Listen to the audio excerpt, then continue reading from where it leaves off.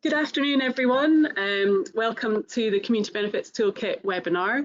I'm Laura Campbell. I'm the Partnership Manager here at Local Energy Scotland, and I'm joined today by Tom Black from Foundation Scotland. Tom and his colleagues at Foundation Scotland have been putting a vast amount of work into our Community Benefits Toolkit, which is now available online, and we thought it'd be a great idea to get Tom to come in and give you all a run through on the kind of basics of the toolkit and use some case studies and examples to highlight the various sections. So what we're going to do is we're going to keep all of you on mute for the duration of the webinar. The webinar will be recorded, but if you do have questions, there's a little box you can type questions into. We'll try and take as many of those as we can while we go, and we'll have about half an hour at the end, I think, probably to kind of wrap up and take any additional questions that people might have. What would be really interesting for us is if you could use the little question box just now and just type in where you're from, your organisation or your place, and that will help to give us a little bit of an idea of who's joined us. We can see your name, but we don't necessarily know where you are. So that would be great if you could do that for us just now. I'm going to hand over to Tom Black and he'll run through his presentation. Thanks. Thank you, Laura. Hello, folks. Welcome and thanks for signing up for the webinar. As Laura said, my name is Tom Black. I'm Community Engagement Manager at Foundation Scotland and been working closely with Local Energy Scotland on the development of the toolkit. So,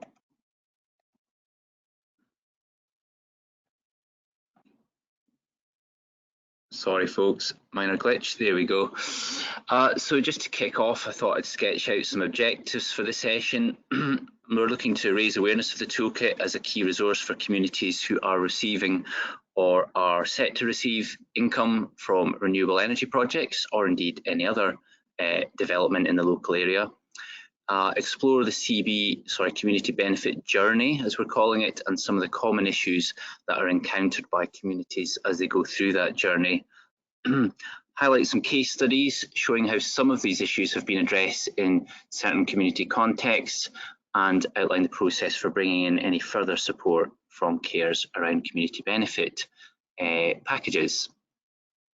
So firstly, just a bit about who we are at Foundation Scotland and our role within CARES. We're an independent registered charity with around 13 years of experience in setting up and administering community benefit funds with communities and developers. Of course, in some cases, communities may be those developers. We're currently supporting over 60 community benefit funds as a third-party service provider in a number of different ways, and that represents around a third of all community benefit funds from renewables in Scotland by value of the funds. We're engaged with or working with more than 300 communities across Scotland. And within CARES, we're a subcontractor, so we provide advice on community benefit matters. We've produced a number of case studies which are up on the CARES website, and they cover both projects, community-based projects funded through community benefit funds, and they also cover case studies of funds and how those have been set up and how they're running. We've produced a toolkit, and we're also doing things like this webinar, and we've done training for Local Energy Scotland staff. Previously, we also supported the population of the Community Benefit Register held on the Local Energy Scotland website, and we work with CARES on producing a framework of contractors and community engagement. And if anyone wants to know more about that, please do ask. First things first, I thought we'd get some definitions out of the way so we all know what we're talking about. This is something I came up with off the top of my head. I don't think it's from the toolkit, but basically we're using the language of community benefit package, which has very much come from the Scottish Government. So community benefit package might mean monetary payments, either one-off payment or an annual recurring payment, or any other gifts linked to a development in the locality that are to be used for the benefit of a local community. And we're usually talking about communities of place. So usually there's an annual fund, there may be a one-off payment linked to construction, there may be other elements, in-kind offerings made by the developer, for example. Community benefit funds, when we use this, community benefit packages, when we use this language, we're talking about things that may be gift gifted by owners of commercially owned projects or private sector projects. It could be a shared ownership project, so it might be a wind farm that's part owned by the community or where the community has some kind of stake, or wholly community owned renewable energy projects. I think it's worth sketching out a little bit about how community benefit funds can feel different from other kinds of funds, particularly if well designed and well run. So in comparison to more conventional funds, more top-down funds, so think, for example, EU funds and so on, community benefit funds provide an opportunity really for the community to design the package to meet its own priorities, the local priorities for that area. And for decision making to happen locally, informed by local knowledge, so local people to play a key role in shaping fund strategy and decisions about spend. Processes can be best designed to best fit with the local community context, its needs, the timescales as well that work for that community, and impact must be seen and felt by the people living in that community in order for the community benefit fund to have credibility. That can feel quite different from some top-down funds, as shown in the left-hand column. We've seen community benefit funds support a wide range of projects in communities. I'm not going to go through all of these, but community-owned pubs, affordable housing, entertainment and recreation venues, village shops and post offices. Village Hall there at the bottom left is up in Rose Hall. That's that in Sutherland. That's the hall being insulated. Vibrant communities through a wide range of community activity. Again, won't go through them all there. And of course, it can support the development of community anchor organisations, development trusts and the like. So there are real opportunities from community benefit funds to be shaped as community-led, asset-based funds that are supporting the regeneration of a place. And they're around for the long term, most of them. The vast majority that are linked to, for example, onshore wind developments are around for the life of that wind farm, so maybe 25 years, maybe longer if the project is repowered. They can be very flexible. We're talking private sector money here being gifted to the community. Doesn't usually come with all the red tape and restrictions that public sector money, taxpayers' money, or lottery players' money might come with. So there's an ability to be flexible and quite responsive to community needs and opportunities as they emerge. Many community benefit funds, if not most, are meeting the needs of rural communities, and they might be communities that often miss out on other pots of funding that are perhaps, I'm thinking central government funding, that are perhaps more targeted at high levels of deprivation as measured by standard indices, SIMD and the likes, Scottish Index for Multiple Deprivation and the likes. So there's a real opportunity for rural communities to get the funding that they need through community benefit funds. And there may be additional support beyond just a fund. As I mentioned, there may be other elements that the developer is providing within those packages. However, I think it's fair to say that community benefit funds come with a number of challenges. I'm sure many of you are aware of challenges locally around defining what exactly is meant by the community or the area that will benefit from the fund.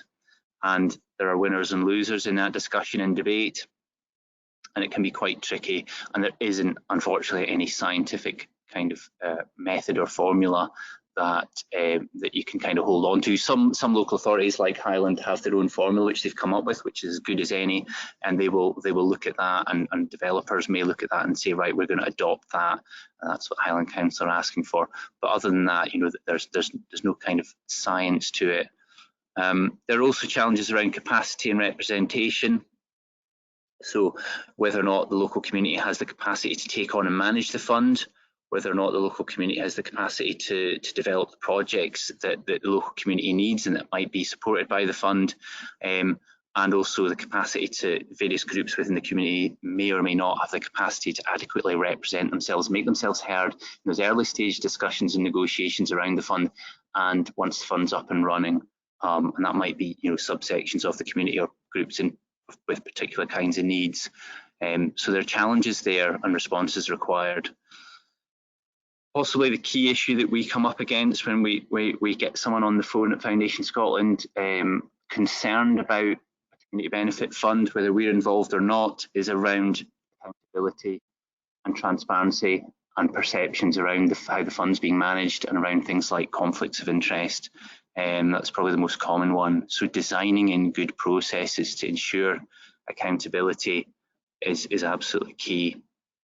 There are also challenges around duplication and lack of strategic impact. We won't go into that much today, which basically means if you've got local funds designed by local people, how do you know that they are joining up with other programmes, government policies and funding streams to achieve maximum impact? It's not something we'll go into today. And there are, of course, challenges around evaluating place-based funds because they're not thematic. They're around a range of different issues and completely context-specific, the main part.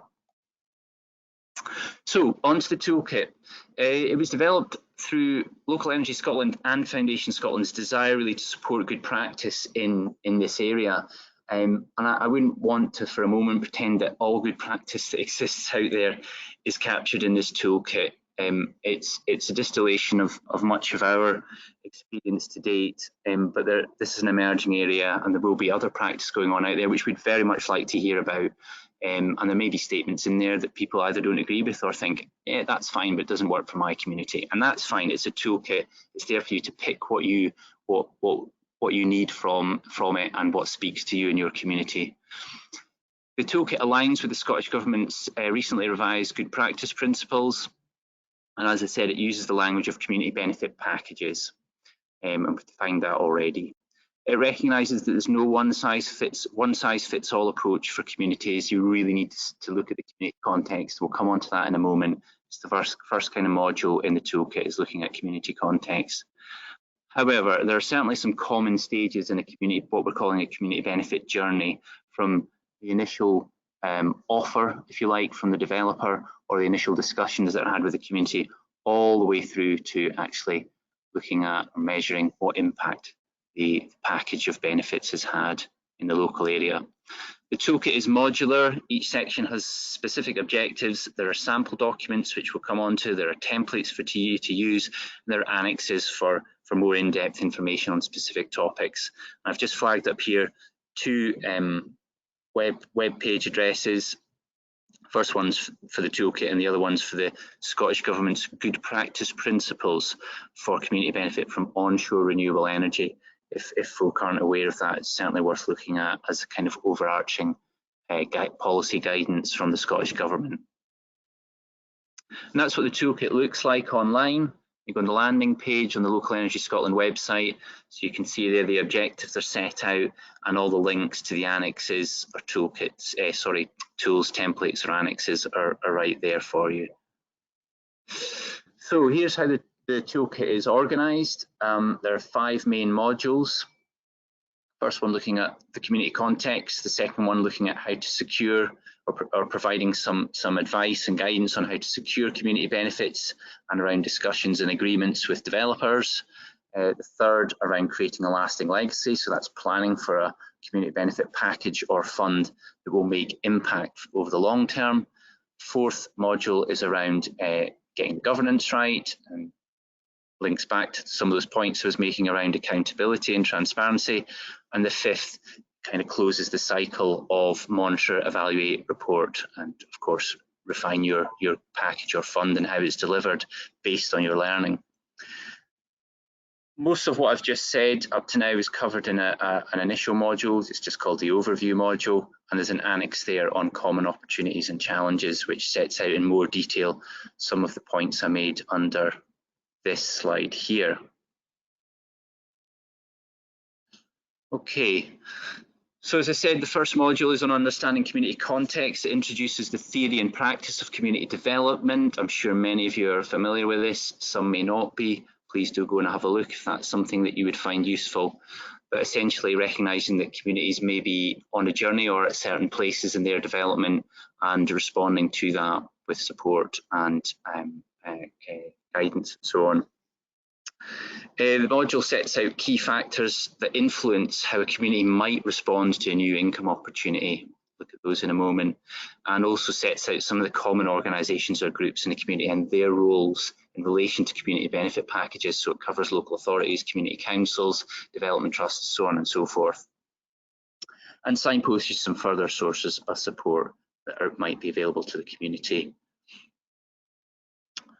I think it's very important at the point that an offer of a community benefit package is made, that those involved are aware of existing structures and experience relating to community benefit that may be there in the community. It might be the first time that the community in question has been offered something and is considering something like this, but there may be existing practice in there, existing forums, groups involved, existing experience of negotiating with developers, whether perhaps, you know, the wind farm or the hydro scheme or whatever didn't eventually go ahead, but there's still that experience there that can be drawn on.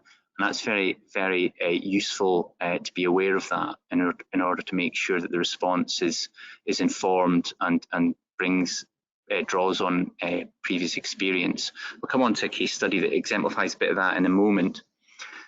The toolkit then talks through a number of factors that we've kind of sketched out that perhaps influence the response to an income opportunity. It's kind of like a spectrum of the kind of existing culture or attitudes in a community we sketched out, and it might be a community that's very dependent perhaps on the local authority and got real dependency culture, perhaps on the local landowner, and perhaps dependency, perhaps deference. Or on the other extreme of the spectrum, there may be a community that has, you know, a real sense of self-sufficiency, a really enterprising community, a really high capacity community.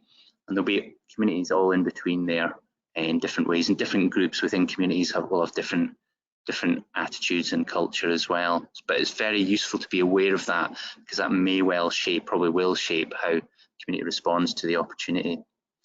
Obviously, community, as I said, will have a capacity to respond to this opportunity, to become involved in setting up and managing the fund, to develop projects that might be funded. And so it's worth exploring or knowing about your own community's capacity and thinking, you know, what role are we able to play here, and how could we respond to, what could this income opportunity do for us here.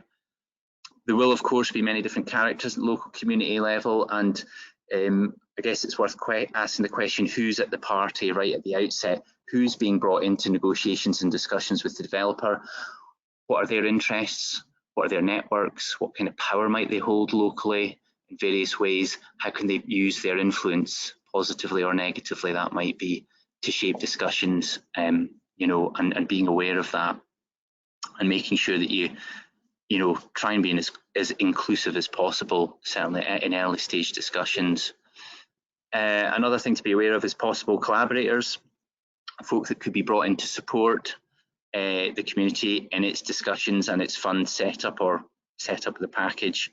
And that might mean third sector interfaces, local authority staff, it might mean Development Trust Association Scotland, it might mean any of the kind of rich ecosystem of agencies we have in Scotland, thankfully, that support community development work and the third sector.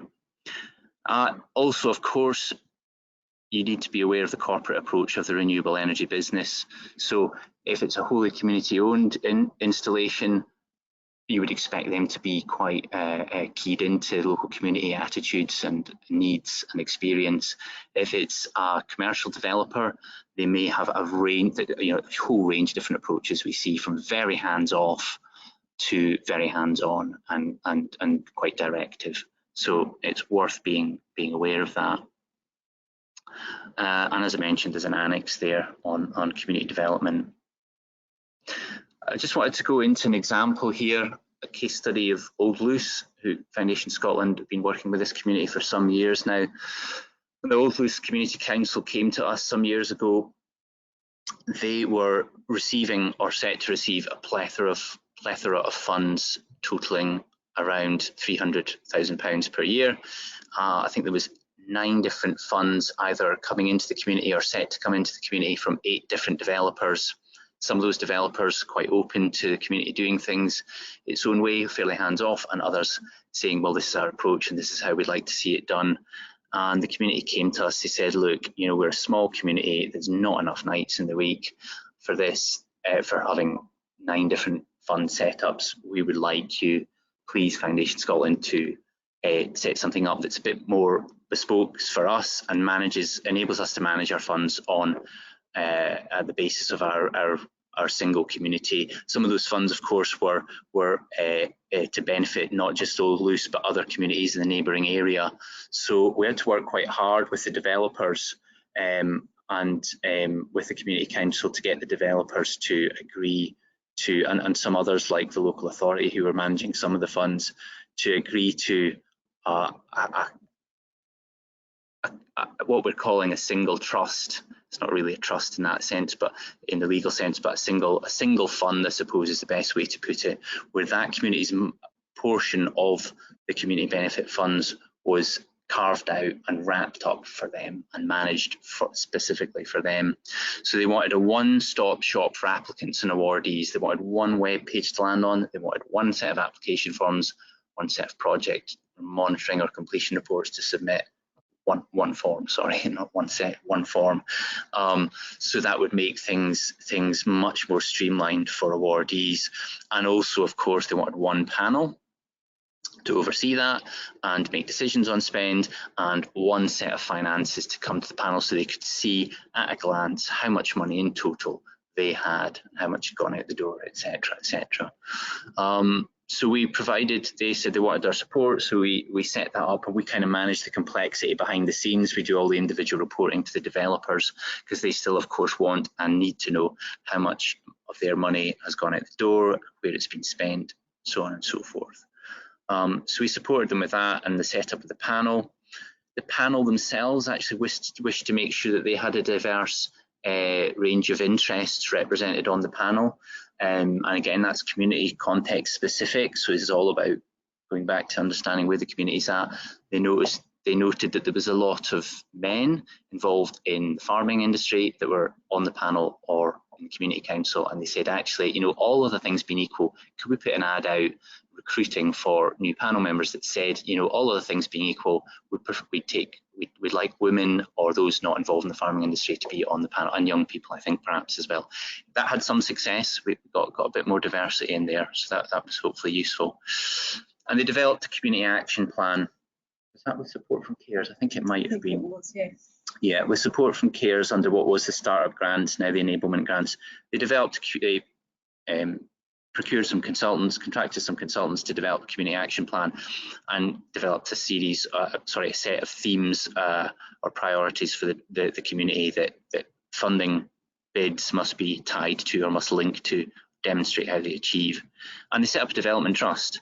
Well, the community set up a development trust, which has seen some pretty major achievements there.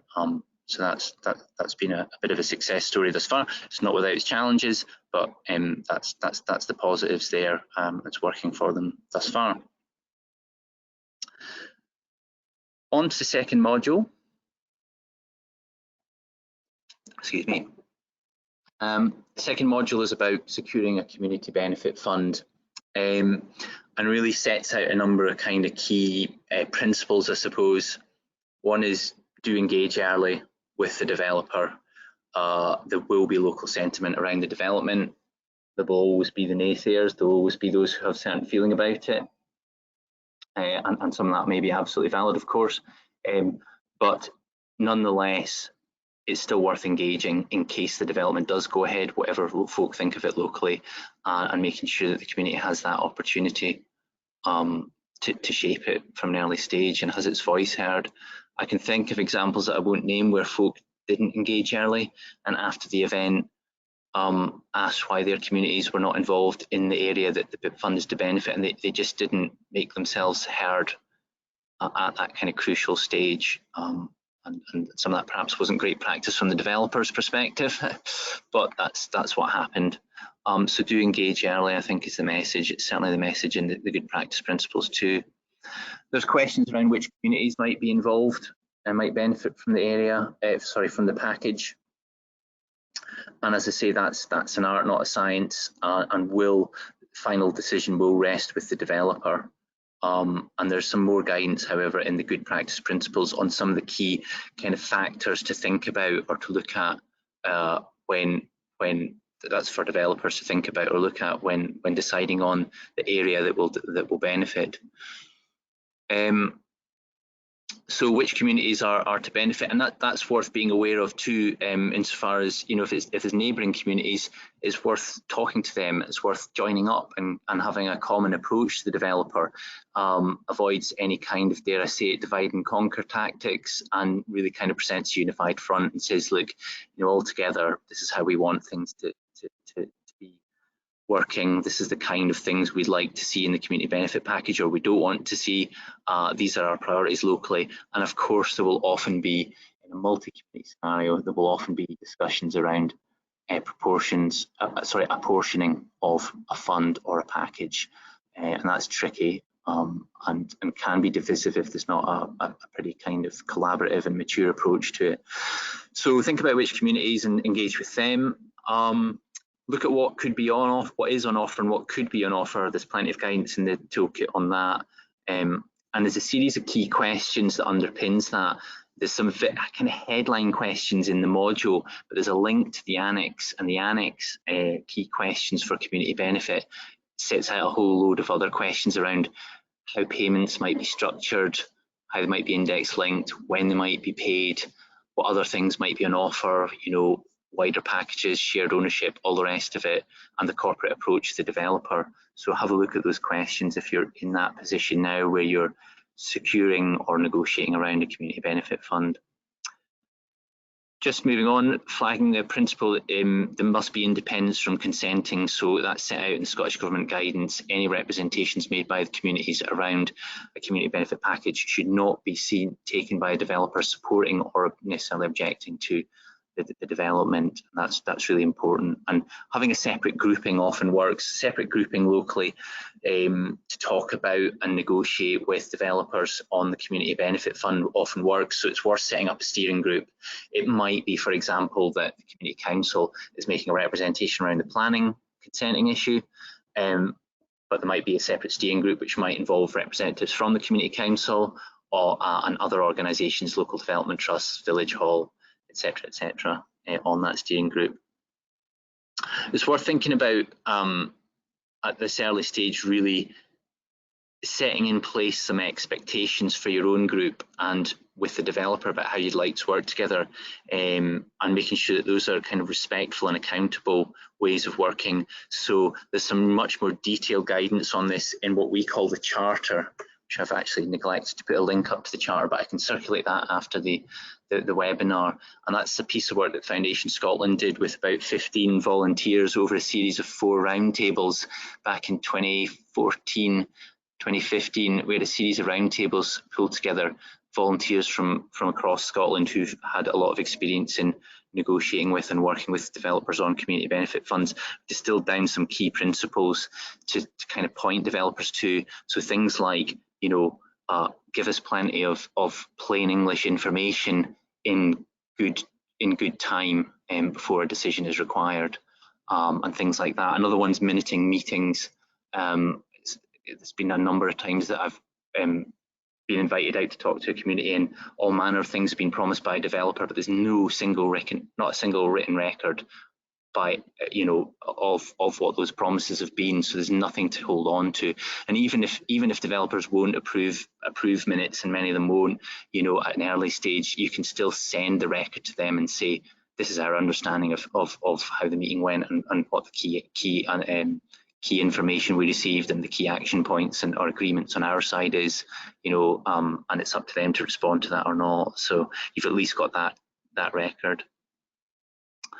It can be worth bringing in independent and expert assistance, and that might be through CARES, might be Foundation Scotland, might be a more local organisation that's got some experience of supporting communities on setting up community benefit funds. Keep the community informed. So as the working group comes to agreement with the developer, making sure folk know about what those things are, or if there's a period of consultation, of course, then asking the community what their priorities are, etc., etc. There's a template community benefit agreement comes with the module, with the toolkit, which is being passed by a lawyer. So that's there for communities to pick up and work with the developer if they don't. Many developers have their own templates and will want to go with whatever their lawyers have pulled together, but that's there for you should you need it. Okay, moving on. Questions as yet? If anyone does have questions, please feel free to type them into the little questions box as we go. Yeah, please do, folks. Another case study here. This is Vattenfall's Unlock Our Future Fund. It's linked to the offshore wind farm in Aberdeen Bay, and Vattenfall were very clear they wanted to have a community benefit fund from the outset. They went out, it was slightly different from many other scenarios. They went out and actually recruited what they're calling a community champions panel. So it was folk that from various agencies and bodies that they felt were well informed around the wind farm and around community benefit funding, rather than necessarily going out to open recruitment for the panel. They formed a working group that then became the panel. And Vattenfall also contracted a consultant to go out and consult on the priorities for the fund and what the area would be that the fund should cover. Now, it ended up being the whole of Aberdeenshire and Aberdeen City. So it's quite different from a lot of community benefit funds. It's a whole kind of northeast region, really, bar Murray. But there was consultation done on that and some very useful feedback. Folk wanted the fund to cover a wide area because folk felt that this would, I guess folk really felt some kind of link to the wind farm.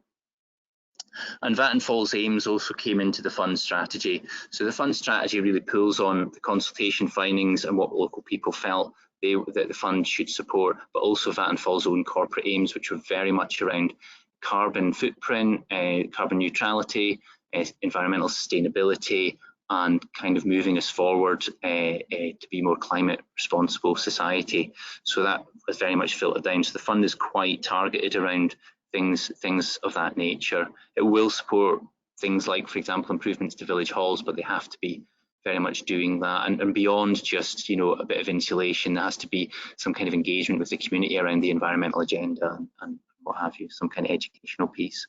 And then there was a series of surgeries and applicant support run to help folk understand what the priorities were and to help folk shape their bids for funding.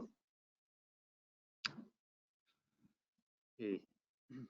The next module is called Getting the Governance Right, and if it's community benefit funds that are being set up, I think this is an absolutely core module, and this is getting this set up correctly at the outset is absolutely key to the ongoing kind of smooth functioning of the fund and reputation of the fund, really. So we've got some definitions in the toolkit and a set of principles, practical considerations around getting the governance right. We've set out some of the common structures for community benefit governance, and there's an annex there on legal structures and some of the considerations. So everything from companies limited by guarantee and SKIOs to societies for the benefit of the community, to community councils and so on. It's all in there, and some of the kind of pros and cons, or at least factors to consider with those various structures. There's a lot of detail in there around procedures for setting up and running the group that will make decisions over spend. So, for example, there's a skills matrix provided as an example, the kind of skills you might want to try and recruit into the group. There is a series of guidance on options for recruiting the panel, from interviews to names out of a hat to public ballot to all these kinds of things, and some detail around those, some of the considerations around running those. It also moves on to fund administration and the different options of that. So those might include the community doing it themselves, administering the fund themselves if they feel they've got the capacity and systems. It might include getting a third party in to provide that administration support if they don't, or it might be that you don't get a choice and the developer says we'll be administering the fund and they'll have their approach too. I think it's worth saying that, you know, at an early stage, it's really worth working hard to establish the culture and working practices that set the right expectations or tone about how the group will manage itself. So clear expectations around conflicts of interest, clear expectations around behaviour at meetings that enables participation and inclusion, and is around folk, you know, acting respectfully and listening to each other. And in the toolkit is a template, a code of conduct for members of decision-making groups. So again, there for you to take or leave as you see fit. How are we doing for time, Laura? We've had a couple of questions on time. We're at 22 now. Okay. So we've got a couple of questions here. One is, could you explain what you mean when you talk about the developer? Right, yeah, fair point. Sorry, when I use the phrase the developer, I really mean, I think the phrase in the toolkit is the renewable energy business. So apologies, I slipped into using the word developer. Renewable energy business means the organisation that owns the project that from which the community benefit fund is linked. So it might be a commercial developer, but it could equally be a community organisation if it's a community owned a renewable energy project. That's what I mean by the developer, ultimately the owner of the project. And the other one is around when you use the toolkit. I guess the toolkit's kind of been developed in modules, so you can pick it up at various different stages wherever you are on your journey of community benefits, if you like, before you've been approached, after you've been approached, absolutely, halfway through. whenever it's useful, whenever it's useful for your community, at whatever stage you're at. Certainly, if you're at the start and you know there's been an initial approach made by the renewable energy business, I would certainly look at the Understanding Community Context module and the Securing a Community Benefit Fund module. Equally, those communities who have a community benefit scheme already up and running might think, well, actually, we want to check, you know, we've had some issues, you know, and most community benefit funds will have an issue at some point in their lives, you know, not everything runs smooth. You know, we've had some issues, we want to just review our practice and see if we're doing things in a way that might be considered good practice, see if there's some other options there for us to pick up. So you might want to look at getting the governance right module or creating a lasting legacy module. Or you might think, actually, we're not really measuring the impact. You know, it's been running for several years now. We really need to communicate. Well, we need to know ourselves and we need to communicate to others what the impact of the fund or package is. So you might look at the final module, which we'll come on to on monitoring, evaluation and review. That's all the questions for now. That's everything for now. Okay, great, thank you.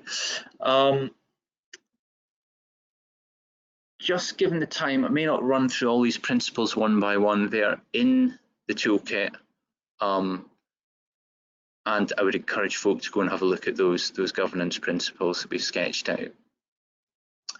And as I say, there's another section within that same module that runs through the practicalities of setting up decision-making group, from agreeing on its composition or membership through to how folk are recruited, how you keep it fresh and rotate the group. In terms of membership, you know, folk coming off, folk coming on is what I mean. Providing induction. There's a sample conflicts of interest policy that's linked to the toolkit to this module as well. So feel free to use that, and some advice on meeting procedures and communicating with the wider community. Yeah, here's some of the templates and sample documents. So a role description for those joining the decision-making group, so that they can be really aware of what they're signing up for and what the requirement is. Mentioned the conflicts of interest policy and the code of conduct. There's a sample terms of reference for a community panel. Now, it's worth saying that a community panel is an informal group. It's not a legal structure, it's an informal group, and it's generally used when the administrator and organisation that will hold the funds is either a third party or the developer. In the community itself, if the organisation that if a community body is going to hold the funds and administer the funds, then normally it would be the board or committee of that, and usually it's the board because it's usually an incorporated body. It would usually be that board that would make decisions over spend, so you wouldn't use a terms of reference. The constitution of that body would be the appropriate document that says how things are to be run and governed. This slide's really just trying to show, from our experience, how inclusive and accountable governance of community benefit packages might look at its worst, at its best. So some of the issues we've come up against, gatekeepers, perception of folk gatekeeping, no evidence of how the fund's being spent, how decisions are made, what impact it's making, no strategic approach, restrictive, inflexible rules around how the fund's to be used, no proactive kind of promotion of the fund or responding to local needs, and things like that. And on the other hand, you can see on the right hand side how it might look if the fund was being well governed. These are very idealistic, so not very, these are the ideal position, so it's to give a flavour of how things might look.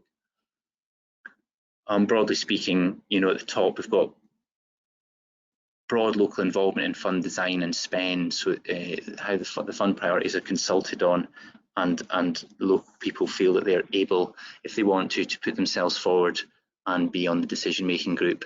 Or it might be other ways of spending money that isn't about a panel or a board making decisions. It might be some participatory grant making, where actually, folk who want to get some money to deliver a project locally make a pitch in the town hall or the village hall, and there's an event run and folk can vote on it. There's lots of different ways of involving people in fund spend.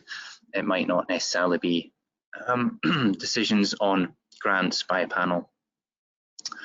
I won't go through all of these point by point, just given time. I think it's worth picking up on an issue we come across fairly commonly, and often relates to communities that are quite high capacity. They might have a very strong community council or development trust, probably more commonly, who has a lot of support locally, and has a clear consulted on strategy or plan for what's needed in the local community, and is saying, we want to both distribute, but we're also delivering projects, and that can be possible, but it's often fraught with difficulty because of perceived conflicts of interest, perceived or real. And there will often, but not always, depending, it might be a very small community where there aren't other local delivery bodies or organisations wanting to do things. But if there are, it can be quite tricky, because they may think it's not right for an organisation that has its own projects it wants to fund to also be involved in distribution decisions. It can also be mission drift. There can be a risk to the fund from other activity if there's significant other activity happening in the organisation and that's not been packaged up in a separate trading subsidiary. There could be a risk to the fund if those activities go under. And really separating them out is an opportunity to engage more people, depending on the community, of course, spread the workload.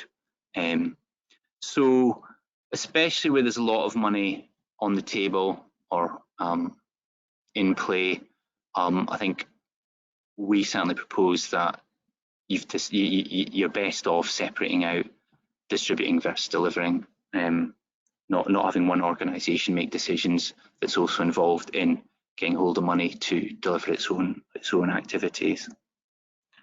But one for debate, and we're meeting with Development Trust Association Scotland in a couple of months' time to try and thrash some of this out and find out, other perspectives. Just moving on to a case study here, we've got Annandale and Nithsdale Community Benefit Company. Annandale and Nithsdale Community Benefit Company is a company limited by guarantee. It manages funds from the Scottish Power Renewables Hairstains Fund, receiving around about £300,000 a year. It covers a huge area, 42 community council areas down in Dumfries and Galloway, and it's set up as a company limit by guarantee. So it is a two-tier organisation, but to keep things manageable, they've got the ordinary membership level is 2 members per community council, and each of those can have a say at election time, and there's 12 spaces on the board. So that's how they've managed what could have otherwise been pretty unwieldy and complex governance arrangement for a fund covering a huge area, really. There were some representations initially when the fund was first set up from community councils, basically saying, you know, the money should just go to community councils. They're the local, localist level of local government in some ways, and accountable and so on. But others didn't feel the same way. So thankfully there was a resolution that was come to, which was to kind of split the fund. So there would be an element of money given every year to community councils for them to use for their own projects or distribute onwards within their communities. And there would be an element that stayed centrally as an open grant making pot that any organisation could come to and would fund things on their merits. And they get third-party support, that is from Foundation Scotland, but yeah, they brought that in because it was quite a big and complex fund, and we also act as their company secretary, so we work with their treasurer and so on, doing their annual returns, as well as the grant making, what have you. The next module is on creating a lasting legacy. It sets out the need to ideally have a community action plan, if you can, and what that is and what the benefits of that are. Essentially trying to achieve consensus about what local needs and priorities and opportunities there are, and therefore where the funds might be directed, or other elements of the community benefit package. It gives a number of examples with web hyperlinks to those, and it's quite a detailed how-to guide on all the different things you might need to do to create a community action plan.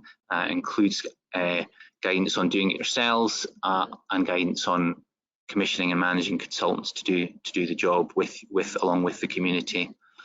There's then a separate annex on creating a fund strategy. So that's specifically if there's going to be an annual community benefit fund. There's some guidance there on how a fund strategy might be pulled together, and also on open grant making. Now, as I said earlier, there's lots of different ways to get money out the door, but quite common is an open grant making pot. It's what folk are used to, it's what folk expect to see, and it can certainly be a way of getting some money out the door initially while other forms of distribution are looked at. I won't go into this in detail, it's in the toolkit. This is step-by-step guide in a visual form on how to create a community action plan, some of the key steps and the timescales and the key considerations. So I'll leave that for folk to look at themselves. There's some supporting documents with this module on community action plans. So there's a sample invitation to tender if you're going to get consultants in to do all your consultation work with you and draft up the report or the action plan. There's some sample interview questions to ask them if you're selecting, you know, and that will certainly need to be done if you're going for a CARES enablement grant. There's a sample scoring sheet for those as well, and there's a sample consultancy agreement for you to use to keep things manageable and everyone's understanding and expectations on the same page, so to speak. The module, the annex on fund strategy covers these things. What's the purpose of the fund? What are the outcomes and priorities for the fund, informed by the community action planning work? Considerations around who can and who can't apply. Considerations around what can and can't be funded. Again, you know, it is private sector money. It's pretty open, generally speaking. Sorry, I'm talking about commercial developments here. I've just realised commercial developments, it's private sector money, and you know, but then again, the renewable energy business will quite likely have some things that they want to see, don't want to see funded. That's quite commonly the case. Often they're quite open in terms of what can be funded, but there's a list of things that they don't want to see funded. For example, anti-renewable energy activities or Commonly, there's things like repayment of debts, promotion of religion, party politics, those kinds of things. Different case where it's a community-owned project, it may be that that organisation that's developed that hydro scheme or wind farm has got grants or social investment or loans from public sector that quite specifically say, you know, as a result of basically an agreement about the kinds of things that will be funded, and it might be linked back to a community action plan. They may also have things they don't want to see funded. There's some consideration around other criteria that you might want to bring in, like do you want to see match funding in proposals for funding for awards? Do you want to promote environmental sustainability amongst the applicants? Do you want to see an element of local procurement supporting the circular economy at a local level, those kinds of things? There's an outline of various distribution methods. I'll come on to that in a moment, and other considerations there. I won't run through them all given time. Here are some distribution methods that could be used. We've talked about open grant making. Another option is commissioning. So that might be an appropriate way forward if the community action plan is very clearly stating through the consultations, you know, this is an issue for the community. Let's say it's rural transport or it's broadband. These are common things we come up against, or it's facilities and services for young people, or it's facilities and services for older people. You know, and that's a clear need that's brought pretty broad consensus on. You might, and perhaps you might know of a number of potential providers that you rate, so you could just simply commission them. Say, draw up a brief and say, right, we want to see bids, please, and we'll do that, so that they don't, you're not sitting there waiting for someone to, by chance, drop an application in that tackles the issue that your community's identified. Soliciting is the same, but it's actually where you've decided that's the organisation we definitely want to deliver it, and there's a few different considerations around that just to make sure things are kind of a bit of due diligence, really, I suppose, around that. Targeted grant making is a bit like open grant making, but you've really actually carved it up a bit and you said we really just want to give grants for this purpose or to this demographic. So it might be young people, it might be educational bursaries, it might be apprenticeships, and can go directly to those individuals, or it might go to the if it's apprenticeship, it might go to the business. Participated grant making I mentioned, that was the kind of more open community event with the voting. Loans are possible. We've done kind of zero interest loans to Huntley Development Trust, which is more of a bridging loan, which really helped them. Local energy discount schemes are often promoted by developers. Got reservations personally around some of those, but some of them can work if they are genuinely tied to energy reduction measures or requirements. Or increasingly we're seeing communities look to invest some of their money if they think, well, do you know what, we have some big schemes that we'd like to run, but they're to deliver, but they're off in the future, and we really want the money to work hard for us now, and we're happy to invest it and take the risk there, but hopefully to grow the pot for the future. Wait for time. We've only got a few moments left. Okay, any more questions at this point?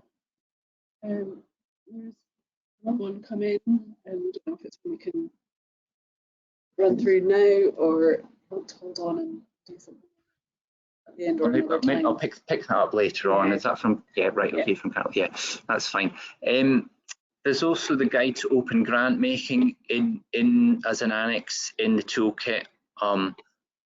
It covers the full cycle of open grant making and all the considerations that Foundation Scotland certainly considers to be relevant. I won't go into that in detail given our time.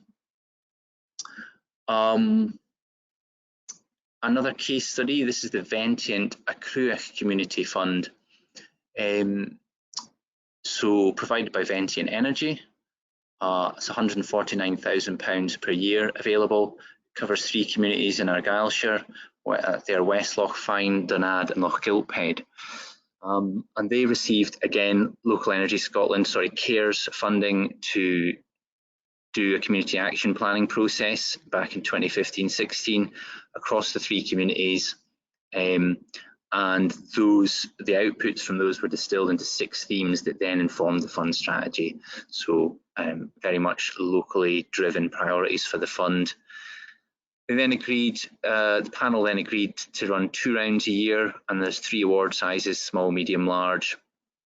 For the large awards, there's a two-stage process which is aimed at saving everyone time, applicants and the panel and Foundation Scotland. So you do an initial expression of interest. It's quite a common thing now, actually, in many funds, many grant funds, an expression of interest that kind of tells the decision makers whether or not it meets a fund priority or it's something they'd like to see a more detailed proposal for, and if not, it saves everyone time in that sense. There are criteria in the Accruach Fund around the amount of match funding that's required, promoting local procurement from suppliers, and around promoting capacity building and partnership working locally. They also decided, the panel, to put £25,000 a year aside for what they're calling legacy projects. And they're generally speaking around capital assets within communities. So existing community facilities, really. And here's a set of criteria that they've set out. So there's a funding plan that sets out the funding that will be leveraged in from via an award from the fund. There's to be evidence that it's an essential community for the local activity. There's to be a viable business plan, and groups are expected to share their knowledge and learning with other groups looking to develop similar community facilities. So that was all very much, this was all very much driven by the community, and Foundation Scotland and Local Energy Scotland through the grant facilitated them to arrive at this position and make it really clear what they're looking for from the fund. The final module in the toolkit is around monitoring, reporting and evaluating. It's absolutely crucial, and I think it really is emerging practice now with regards to community benefit funds. For example, we've only in the last year or two got case studies around community benefit funds up on the CARES website, and that's great, and we're going to get more on there. But certainly it can be a challenge, but is absolutely essential if you're going to demonstrate accountability, demonstrate what decisions are made, where the money's gone, evidence the impact of the funded projects, and identify and share learning. So there's guidance there on planning for monitoring. How often should you ask for monitoring returns from those who've received funds? What should you ask for? And there's a little bit of advice on dealing with the data once you get it in. And there's a key point here around proportionality. Someone's getting a grant for £1,000 to deliver, I don't know, some educational events for young people, or to support, I don't know, a series of artists and residents type activity events. They shouldn't be asked to fill in a 20-page form. So there's a bit of advice on that. It then moves into reporting and talks about, thinking clearly about your audience. How often should you be reporting back on the fund? So this is reporting back on the fund. So this is the organisation that's tasked with, or group or panel that's tasked with looking after governing the fund. How often should you be reporting back to the wider community and to the renewable energy business that's donated the funds, on what the fund has achieved and how it's being run? So there's some considerations there, and a list of things that might be included for you to pick and choose from. There's links to example fund reports, so please have a look at those if you find that useful. For larger funds, you might look to actually do a formal evaluation of the fund, and that might include commissioning independent researchers, or it might be doing it yourselves, and it might include some open events in the local community to get their views as to how it's worked. And then if you've got a fund strategy, you might use all those findings to review and adjust the fund strategy if need be. Communities are so dynamic, as you all know, I'm sure. New needs and opportunities appearing all the time. Priorities are changing, demographics are changing, population size is changing. And so it is worthwhile doing a periodic review of the fund and whether or not it really is still meeting local priorities. We recommend doing that at a frequency that's appropriate to the scale of the fund, but we're kind of generally going for every 3 years now on that. And you can also take the time to review the governance processes in practice as well at that interval.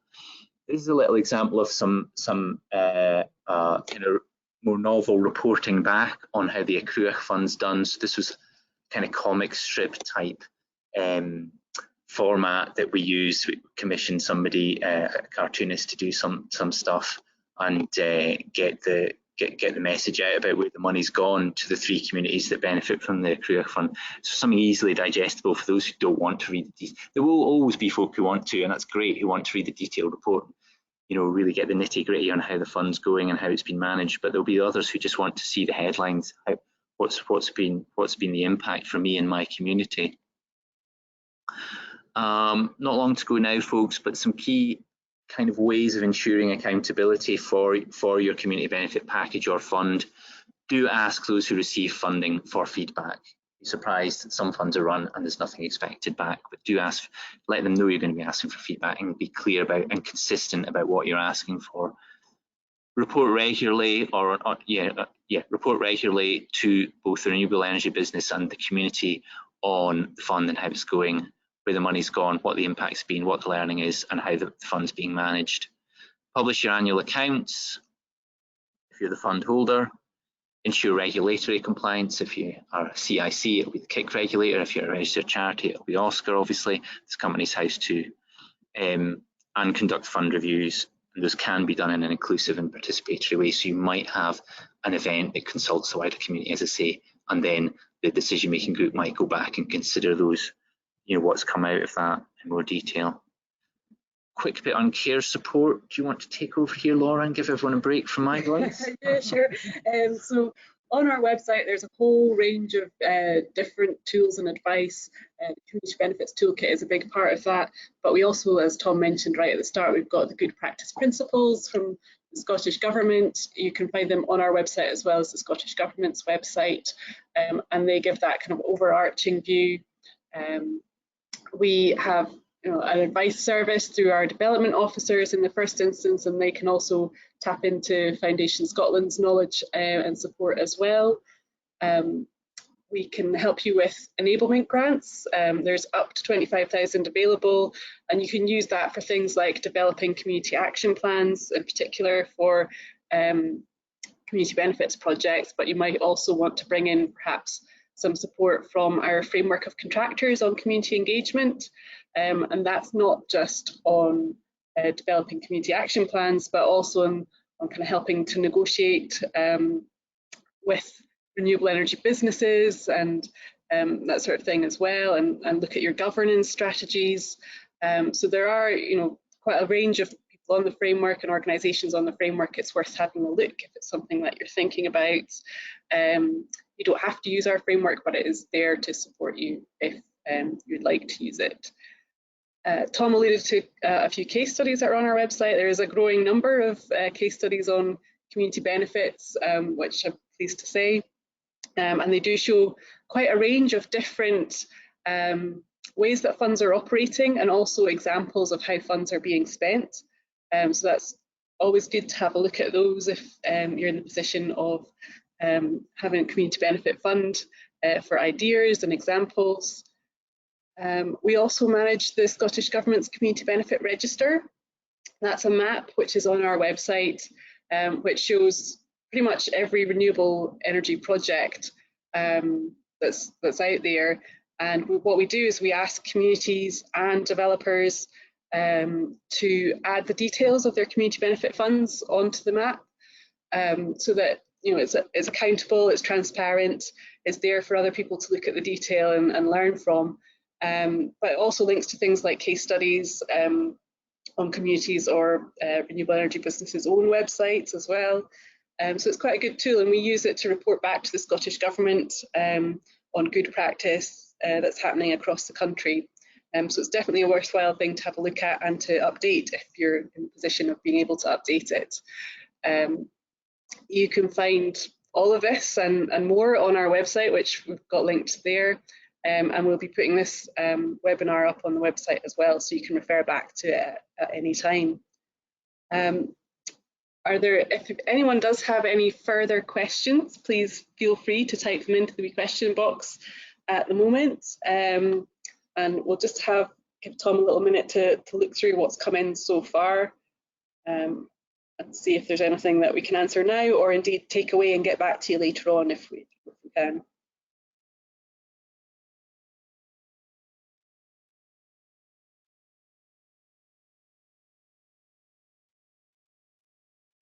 Yeah, so there's a question up there around from, I think it's from Carol, around community benefit societies, tax implications, and what HMRC might deem to be an acceptable use of funds.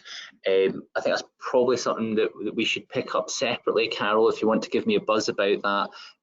But you know, we don't give, obviously Foundation Scotland doesn't give advice on tax and what HMRC may or may not accept, so you're probably better off going to the horse's mouth there, I'm afraid, and going to HMRC and seeing if they've got any guidance on that. So I think that's the best way forward there. Apologies. I don't think there are any further questions at the moment.